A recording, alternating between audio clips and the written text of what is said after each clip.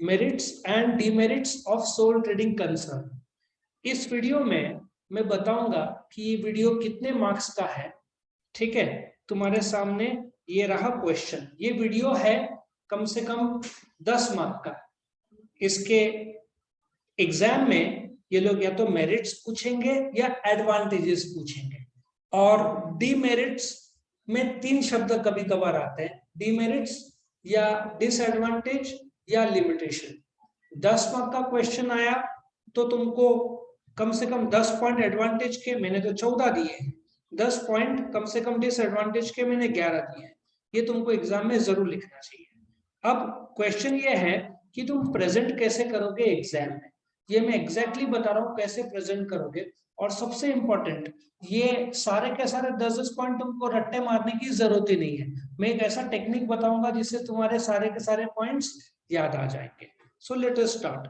Exam में merits और demerits of sole trading concern पूछा तो डायरेक्टली इससे शुरू नहीं करना है। तुम क्या करते हैं बच्चे, डायरेक्टली मेरिट्स और डिमेरिट्स और शुरू कर देते हैं। नहीं, थोड़ा पहले आने का। ऑल्सो नोन एज, क्या बोलोगे, सोल ट्रेडिंग कंसर्न को सोल ट्रेडर या सोल प्रोप्राइटरशिप भी बोलते हैं। इतना थोड़ा बहुत लिख सकते हो। Introduction, sole trading concern simplest और ओल्डेस्ट फॉर्म ऑफ ऑर्गेनाइजेशन है, इतना तो आराम से बोल पाओगे। तीसरा, meaning, this sole trading organisation is controlled by one individual. Definition तुमको रट्टा मारना, समझ में आया? फिर तुम शुरू करोगे। अच्छा, एक और खासियत, अब तुम बोलोगे मेरिट्स में फीचर्स कैसे। मैंने इसका जो पिछला वाला वीडियो है, लिंक में जाकर क्लिक करोगे तो features of sole trading concern मिलेगा। और ये जो 30 पॉइंट्स लर्न करने के लिए, याद है मैंने एक स्टोरी बनाया था 3 इडियट्स, जिसके दम पर तुमको 30 के 30 पॉइंट्स लर्न हो जाएंगे। सो इसके पिछले वाले वीडियो में features of sole trading concern के सारे 30 पॉइंट्स दिए हुए हैं। तो इस फीचर्स के मदद से हम मेरिट्स और लिमिटेशंस बनाएंगे। मतलब तुमको अलग से मेरिट्स और लिमिटेशन लर्न करने की जरूरत ही नहीं है। अब मैं तुमको आइडिया बताता हूँ कैसे लर्न होगा ये। अब तुम्हारे सामने फीचर्स है, हम एक एक करके शुरू करेंगे। कभी भी पहला मीनिंग और डेफिनेशन है, वो तो मीनिंग और डेफिनेशन है, उसका एडवांटेजेस लिमिटेशंस की जरूरत नहीं है। अच्छा, मेंबरशिप में क्या बोलोगे, सोल ट्रेडिंग में मिनिमम मेंबर कितना है 1, मैक्सिमम कितना है 1, तो वो तो फीचर्स है, ठीक है ना, उसमें मेरिट लिमिटेशन डालने की जरूरत नहीं है। लेजिस्लेशन, सोल ट्रेडर के लिए कोई लेजिस्लेशन नहीं है। सो यहां तक तो फीचर था। अभी कैपिटल, ना मुझे बताओ, सोल ट्रेडिंग अकेला आदमी है, उसका कैपिटल क्या होगा, लिमिटेड होगा। एक अकेला आदमी है तो डू यू एग्री वो लिमिटेशन बन जाता है कि सोल ट्रेडिंग अपना कैपिटल अपने सेविंग्स या बोरिंग फ्रॉम फ्रेंड्स या बैंक से लेगा। लेकिन एक अकेला आदमी का कैपिटल कितना होगा, कुछ हजार या कुछ लाख रुपया। अब शार्क टैंक में जो लोग जाते हैं वो लोग फाइनेंस क्यों लेते हैं, 20 लाख 40 लाख के लिए 5% का हिस्सा, देखा होगा ना तुम लोगों ने। वो क्यों डालते हैं पैसा, क्योंकि उनके पास है ही नहीं। क्यों शार्क टैंक वालों से पैसा लेते हैं, शार्क से, क्योंकि उनके पास 40 लाख भी नहीं है। तो डू यू एग्री, कैपिटल क्या है सोल ट्रेडिंग का, लिमिटेड। अच्छा, ये फीचर का पॉइंट नंबर 4 था, 1 2 3 4, उसके 30 पॉइंट्स थे।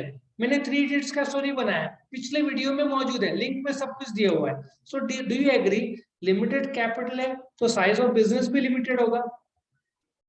लॉजिक समझ में आ रहा है? So a sole trader suffers from limited capital, why, because he is only one person. Banks भी लिमिटेड लोन देगा, उसका खुद का सेविंग्स भी लिमिटेड होगा, तो इस प्रकार से कैपिटल लिमिटेड होगा, छोटा बिजनेस होगा। सो कैपिटल कम तो साइज ऑफ बिजनेस भी लिमिटेड, 2 डिसएडवांटेज हो गए ऑटोमेटिक। अभी नेक्स्ट में आते हैं। नेक्स्ट क्या बोला है, फिफ्थ पॉइंट, तुम्हारा legal status. Now tell me, क्या सोल ट्रेडर को अलग से लीगल स्टेटस मिलता है? The answer is no. कायदे से सोल ट्रेडर को सेपरेट लीगल स्टेटस नहीं है। सो पटेल किराना शॉप पर केस हुआ तो ऑटोमेटिक किस पर केस होता है, मिस्टर पटेल पर होता है। तो डू यू एग्री, वो बहुत बड़ा डिसएडवांटेज है कि वो दुकान पर कोई केस करता है तो ऑटोमेटिक उस पर होता है। सो दुकान और पटेल किराना वाला कायदे से एक ही है, वो डिसएडवांटेज हुआ। देखो, हमने फीचर को, लीगल स्टेटस था फीचर, लेकिन लिमिटेशन में क्या बोला, नो लीगल स्टेटस, या तुम बोल सकते हो नो सेपरेट लीगल स्टेटस। कायदे से दोनों अलग नहीं है। इसके बाद नेक्स्ट पॉइंट क्या दिया हुआ है, formation. Tell me, formation easy है क्या डिफिकल्ट है? इजी है, एक अकेला आदमी, देखो एडवांटेज आ गया, easy formation. A sole trader can easily form a sole trading business. तुम देखो भाजी वाले, रास्ते में तुम ठेला गाड़ी में जाते हैं, कोई भी अकेला आदमी इजीली बिजनेस कर सकता है। हाँ, दुकान लिया तो लोकल कायदे मानने पड़ेंगे, शॉप एक्ट वो सब है ना, म्यूनिसिपैलिटी के कायदे।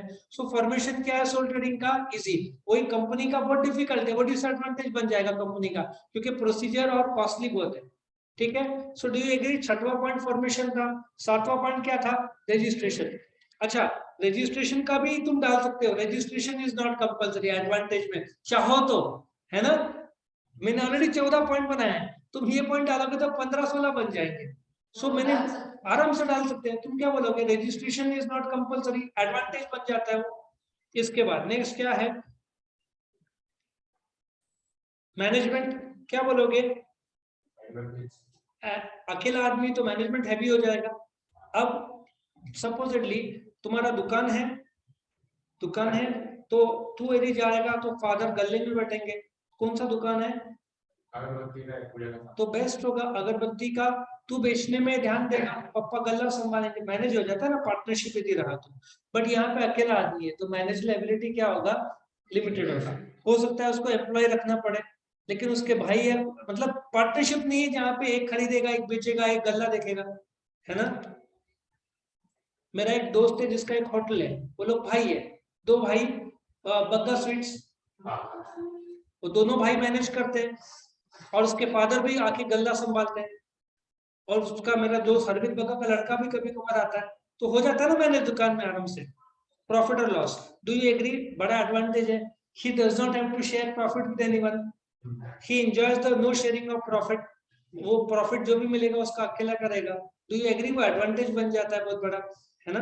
नो शेयरिंग ऑफ प्रॉफिट और लॉस। 10वां, decision making. Tell me, sole trader का डिसीजन फास्ट है क्या स्लो है, या क्विक है क्या स्लो है? फास्ट है। Why? He did not consult anyone. Quick decision लेगा तो एडवांटेज हुआ, लेकिन जल्दबाजी में गलत फैसला ले सकता है, वो डिसएडवांटेज भी हो सकता है। क्विक डिसीजन मेकिंग जरूरी है, लेकिन डू यू आल्सो एग्री कि हेस्टी और इनबैलेंस डिसीजन गलत हो सकता है, जल्दबाजी में फैसले। क्विक डिसीजन मेकिंग एडवांटेज है। अब जैसे लोग रास्ते में मास्क बेचते थे, लेकिन अभी कोविड खत्म हो गया, तुमको रास्ते में मास्क बेचने वाले बहुत कम लोग मिलेंगे। सडनली लोगों ने डिसीजन किया मास्क बेचते हैं, अब कुछ लोग हेलमेट बेचेंगे, छतरी या विंडशीटर बेचेंगे रास्ते में। तो डिसीजन मेकिंग अकेला आदमी ले सकता है ना फास्ट, लेकिन जल्दबाजी में गलत फैसले भी हो सकते हैं। 11th क्या है? फ्लेक्सिबिलिटी। सोल ट्रेडर को फ्लेक्सिबिलिटी है। अभी तो मैंने एग्जांपल लिया, जो लोग रास्ते में मास्क बेचते थे अभी छतरी बेचेंगे, या विंडशीटर बेचेंगे, है ना, या हेलमेट्स बेचेंगे। सो फ्लेक्सिबिलिटी एडवांटेज है। सोल ट्रेडर का ऑर्गेनाइजेशन फ्लेक्सिबल है। आज रिलायंस कोई भी प्लास्टिक के धंधे में आसानी से थोड़ी एंटर हो सकता है, उसका तो पेट्रोकेमिकल का है, इतना आसान थोड़ी है दूसरा business flexible. So soul trading को फ्लेक्सिबिलिटी है, कंपनी को नहीं। Next 12th point, government regulation ज्यादा स्ट्रिक्ट है क्या कम स्ट्रिक्ट है? अकेला आदमी है तो ज्यादा रहेगा क्या कम रहेगा स्ट्रिक्ट? कम रहेगा ना, तो एडवांटेज है कि उसको कंपनी की तरह एकदम हर बार कायदे कानून देखना ना पड़ने की जरूरत नहीं है, बस वो टैक्स टिक से भरे तो उसका काम हो जाता है। लॉजिक समझ में आ रहा है? सो गवर्नमेंट रेगुलेशन क्या है? मिनिमम है, तो वो क्या हो जाएगा? एडवांटेज होएगा। सो देखो हम फीचर्स की मदद से बना रहे हैं, तुमको अलग से एडवांटेज लिमिटेशंस करने की जरूरत ही नहीं है, ये सब शॉर्टकट टेक्निक्स है। प्लस फीचर्स का मैंने 30 पॉइंट्स का स्टोरी भी बनाया, पिछले वीडियो में पूरा फीचर्स एक्सप्लेन किया है, मीनिंग एक्सप्लेन किया, और एंड में स्टोरी भी बताया। वो स्टोरी से 30 पॉइंट्स हो जाएंगे, वो 30 पॉइंट से एडवांटेज लिमिटेशन बन जाएंगे। कितना आसानी से होता है तुम्हारा। 13वां पॉइंट क्या है? लायबिलिटी। सोल ट्रेडर का लिमिटेड है क्या अनलिमिटेड है? नुकसान हो गया तो धंधे के संपत्ति बेचेंगे, पैसा कम पड़ा तो घर से लाना पड़ेगा, वो क्या हो जाएगा? लिमिटेशन हो जाएगा। अनलिमिटेड लायबिलिटी डिसएडवांटेज हुआ ना, तुम क्या बोलोगे? Unlimited liability, it becomes a disadvantage. Logic समझ में आ रहा है कैसे तुम फीचर्स की मदद से बना रहे हो? तुम फीचर्स के 30 अलग से लर्न करोगे, एडवांटेज लिमिटेशन 10-10 अलग से करोगे, काय को 50 पॉइंट 30 पॉइंट्स में हो जाता है ना, 30 में ही बन जाता है। उल्टा 30 में 10 भी नहीं 14 बन जाएगा, और तुम ज्यादा भी बना सकते हो, रजिस्ट्रेशन नॉट कंपल्सरी बना सकते हो। आगे देखो ऑडिट, ऑडिट का मैंने नो ऑडिट की जरूरत नहीं है, soul trader does not require audit. जो अकाउंट्स मेंटेन करते हैं सोल कंपनी के लोग, उसका अलग से ऑडिटर का चेकिंग कंपलसरी होता है, कंपनी में ऑडिटर का अपॉइंटमेंट कंपलसरी होता है। सोल ट्रेडर के लिए ऑडिट कंपलसरी नहीं है, वो एडवांटेज है। हालांकि मैंने इसे डाला नहीं, तुम डाल सकते हो क्योंकि पॉइंट्स बढ़ेंगे। तुम तो कितने 30 पॉइंट में 15-20 एडवांटेज बना सकते हो, और 10-15 लिमिटेशन बना सकते हो। टैक्सेस, सोल ट्रेडिंग का टैक्स ज्यादा है क्या कम है? कम है। 2,50,000 रुपीज तक, मतलब महीने का 20-22 हजार तक माफ है। Do you agree? So advantage हुआ ना, लो टैक्सेस। और sole trader is subject to minimum taxes या low taxes by the government. He does not have to pay any taxes till 2,50,000. उसके बाद क्या है 16 पॉइंट? कन्फ्लिक्ट. कन्फ्लिक्ट होगा sole trader का? नहीं. सो एडवांटेज है एब्सेंस ऑफ कन्फ्लिक्ट. अकेला आदमी झगड़ा किससे करेगा? तो एडवांटेज हुआ नो कन्फ्लिक्ट. वही पार्टनरशिप फॉर्म में कन्फ्लिक्ट डिसएडवांटेज होगा कि झगड़ा होगा.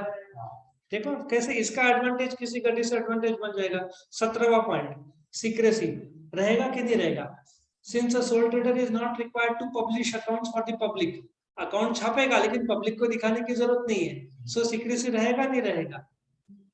पटेल किराना कितना कमाता है पब्लिक को थोड़ी पता चलता है, वो तो सिर्फ इनकम टैक्स डिपार्टमेंट को. सो वो क्या है?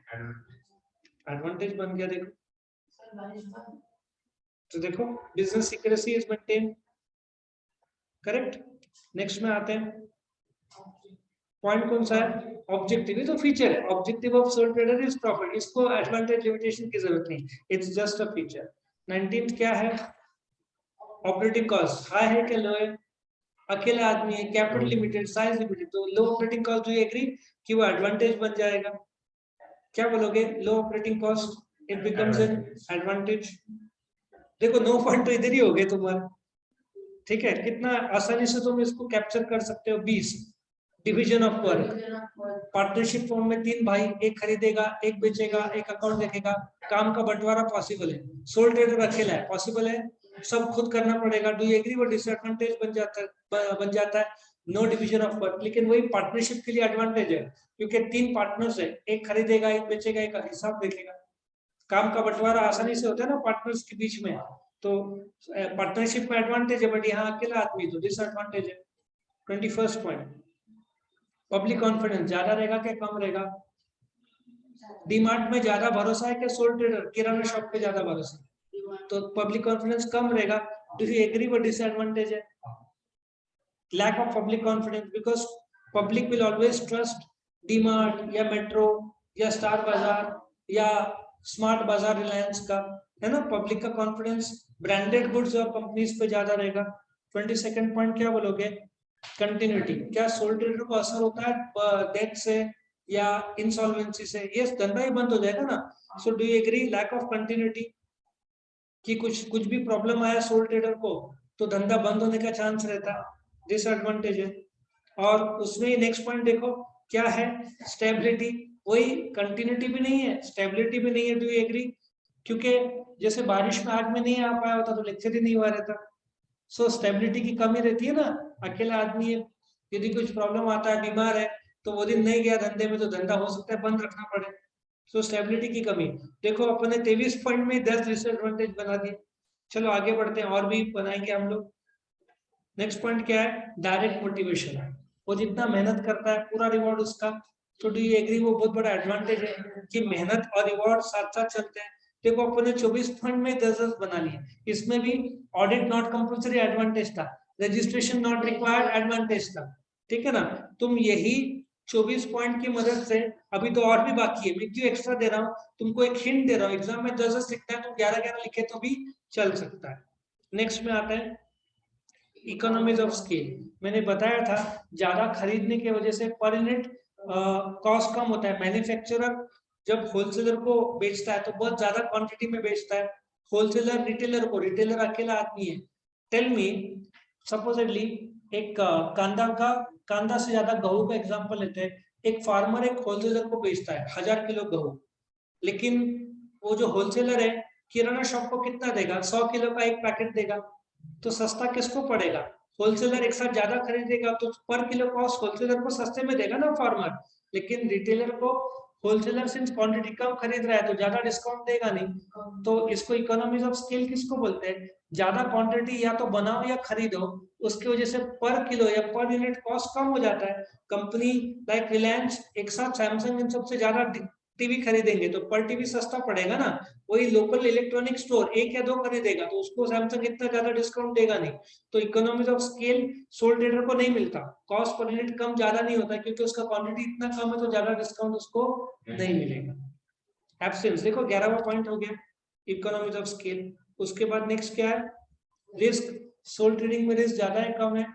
कम है। एडवांटेज बन जाता है वो, low risk since the capital is limited, size of the business is limited, operating cost is low. ज्यादा से ज्यादा क्या होगा, थोड़ा हजार या फ्यू लैक्स का लॉस होगा, so less risk. Correct. 11 point तो अभी से बन गए। पर्सनल कांटेक्ट विद कस्टमर रहता है कि नहीं रहता है? रहता है। It becomes an advantage, he can contact the customer, he knows the likes dislikes, he can give after sale service, credit facility, home delivery, है ना, ये सब फैसिलिटी दे सकता है। तो do you agree personal contact with customers become the advantage. 27 point हो गए। 28 point क्या है, कंट्रीब्यूशन टू सोसाइटी। तुम इसमें एडवांटेज भी लिख सकते हो, रिडक्शन ऑफ एम्प्लॉयमेंट या क्रिएशन ऑफ सेल्फ एम्प्लॉयमेंट, बेरोजगारी देश का कम होता है ना इससे, सो तुम ये एडवांटेज डाल सकते हो। कंट्रीब्यूशन टू सोसाइटी में बेरोजगारी कम होता है, ठीक है। अच्छा, इसके बाद 12 के बजाय 13 पॉइंट चाहिए था, ये बराबर है, सो मैं इसको 13 कर, तो ये 13 पॉइंट हो गया कंट्रीब्यूशन टू सोसाइटी। इसके बाद आते हैं हम किसमें, point number 29, voting rights. Soul trader का अकेला वोटिंग राइट्स है, वो भी अपन डाल सकते हैं चाहो तो एडवांटेज। और लास्ट पे एग्जांपल। अच्छा, तुम इसमें एक और एडवांटेज डाल सकते हो, स्कैटर्ड ओनरशिप। यदि किराना शॉप लोकली नहीं रहे तो डीमार्ट अपना रेट बढ़ा देगा। स्कैटर्ड ओनरशिप मतलब इतने सारे किराना शॉप है तो मेट्रो को पता है कि लोकली लोग खरीदने का चांसेस ज्यादा है, और इसलिए सपोजिटली इलेक्ट्रॉनिक स्टोर छोटे छोटे कोई नहीं हो, सिर्फ रिलायंस डिजिटल अकेला, तो क्या होगा, रेट बढ़ जाएगा। लॉजिक समझ में आ रहा है। तो स्कैटर्ड ओनरशिप मतलब इतने फैले हुए लोग सोल ट्रेडर वाले पूरे नासिक में या पूरे महाराष्ट्र, पूरे इंडिया में, कि जो बड़े बड़े मॉल्स हैं वो लोग अपना एबनॉर्मली रेट बढ़ा नहीं सकते कि हम अकेले हैं। करेक्ट। अभी इसका एग्जांपल ले लो, कोविड का जो वैक्सीन है कौन सा था, कोवैक्सीन था, कोविशील्ड था, उसका रेट कितना था, 1400। ठीक है। बनाने वाले 100 अकेला वो था ना, सीरम इंस्टीट्यूट ऑफ इंडिया था प्लस एक और था, दो जन बना रहे थे, लेकिन बनाने वाले 2 थे। 10 जन ने बनाया होता तो आज कितना रेट है, कोविड एक तरीके से खत्म हो गया ना, तो आज कितना रेट है, 300 रुपया। उस समय मोनोपोली था, कोई और नहीं था, तो रेट क्या हो गया, बढ़ गया। वही लोकल लेवल पे लोगों ने वैक्सीन शुरू किया और गवर्नमेंट ने अप्रूव कर दिया, तो तुमको क्या लगता है रेट बढ़ेगा क्या घटेगा, घटेगा। तो सीरम इंस्टीट्यूट वाले का रेट 1300 था, अभी कोविड कम हो गया, डिमांड कम हो गया, तो क्या होगा, वैक्सीन का रेट गिर गया। वही वाला बात है, दुनिया तो ऐसे ही चलता है। और वही कोवैक्सीन या कोविशील्ड बनाने वाले बहुत सारे लोकली लोग होते तो आज 50 रुपए में मिला। तुमको पता है जब कोविड आया था तो मास्क 50 रुपए के मास्क 300, 400, 500 में बिक रहे थे। और ये तो कोविड से पहले, आज से आई थिंक जहां तक मेरा नॉलेज है 10 साल पहले, 8 से 10 साल पहले बर्ड फ्लू सडनली आ गया था, तो उस समय लोगों ने मास्क पहना था। उस समय का मास्क नासिक में एकदम लिमिटेड था। वो जो मास्क है N95 ना, उस समय भी वो हजार में बिक रहा था उस समय। 10 साल पहले तो झटके में तुम प्रोडक्शन नहीं बना सकते थे। और अभी जो 5 रुपए का मास्क आता है ना, वो 150, 200, 300 मन मर्जी लोग रेट लगा रहे हैं। कोविड के टाइम में भी तुम N95 का, मैंने खुद ने 300 रुपए में मास्क लिया था, आज N95 50 रुपए में मिलता है। तो उस समय जब कोविड जब शुरुआत हुआ लोग डर गए, N95 ज्यादा सेफ माना गया, तो 300, 350, 400 लोग ने जैसे चाहा वैसे बेचा। ठीक है। तो स्कैटर ओनरशिप से क्या होता है, रेट गिर जाता है, और जो बड़े बड़े सेलर है वो फायदा नहीं उठा सकते, है ना।